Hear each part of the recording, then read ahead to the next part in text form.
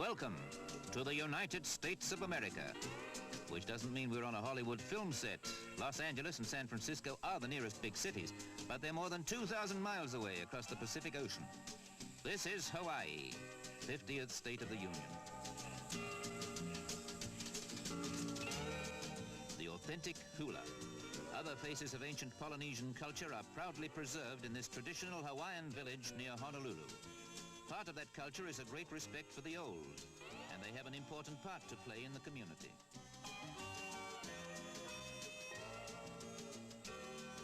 The Honolulu Strangler, also known as the Honolulu Rapist, is the nickname given to an unidentified serial killer who is believed to have killed 5 women in Hawaii from 1985 and 1986. He is the second known serial killer active in the state after Eugene Barnett. Located in the island of Oahu, Honolulu is the largest and the capital of the US state of Hawaii, the 50th state of America. Honolulu was famous for its beach, especially Waikiki Beach, the historic Airani Palace, and its role as a central Pacific hub for tourism, culture, and commerce. I'm sure that sometimes I will visit this city. But however, during the mid-1980s, a serial killer stalked the city for just under a year and was responsible for the death of several women, all of whom were found strangled and dumped in various parts of the exotic island.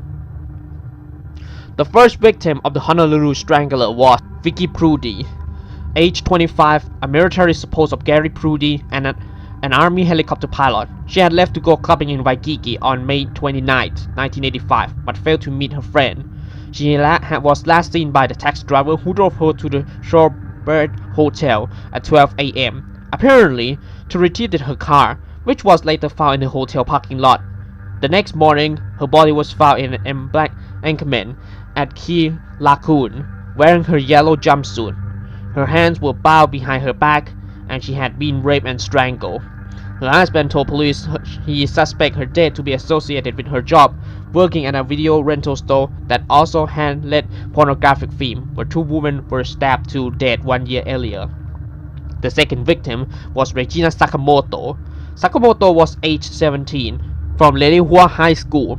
She had missed her bus from Waipahu to school on January 14, 1986, and was led here by her boyfriend at 7:15 a.m. When she called to tell him she would be late, on January 15, her body was found at Kihai Lagoon, wearing her blue tank top and white sweatshirt, but her lower body was unclothed. Her hand was bound behind her back. She had been raped and strangled. She was planning to attend Hawaii Pacific University in the fall. This second case led police to suspect the same killer as the first because of the same modus operandi. The third victim, Denise Hughes, age 21, a secretary for a telephone company who commuted by bus and was active in her Christian church. She did not show up to work on January 30th and was found dead in Monalua Stream by 3 young fishermen on February 1st.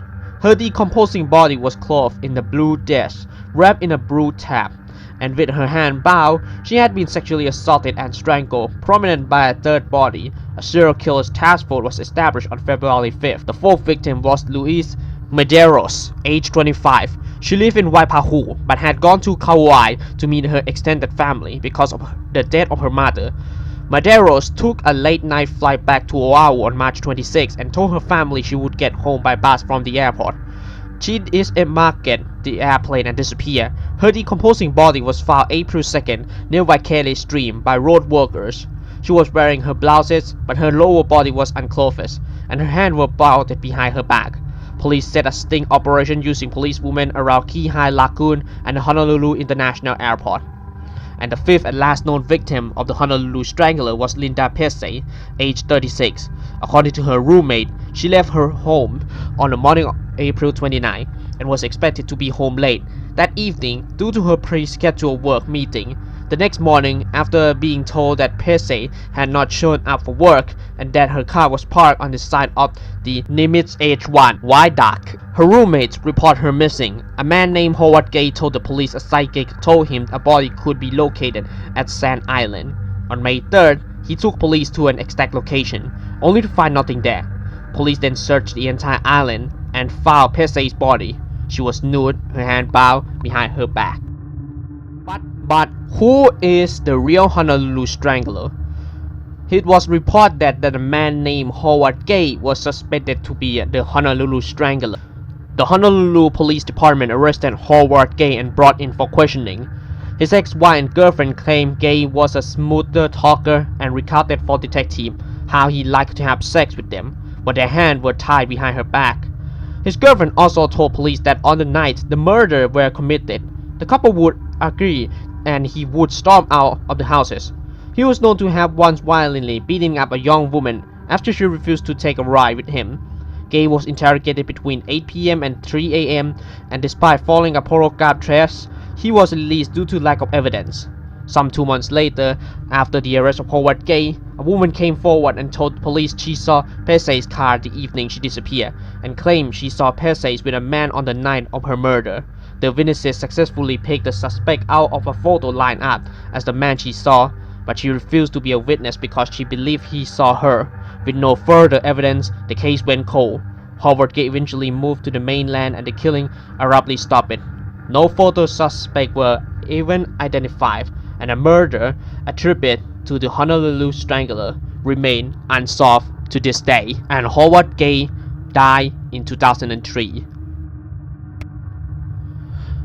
Hello everybody and welcome back to r/Mobile Reality Special. This is the special videos that I made at Halloween. Usually about it, many people didn't hear about the story of Honolulu Strangler because Hawaii, like many Pacific islands, didn't have a serial killer. Usually about it, Hawaii have two well-known serial killers then, but usually the island was safe and low crime rate unlike the mainland United States. And in the future, I want to go to Hawaii because this place was really beautiful, especially Honolulu, remind me of Miami, Florida. And thank you for watching of this video. If you like this video, please like, share and subscribe to the new OM24. And thank you for watching.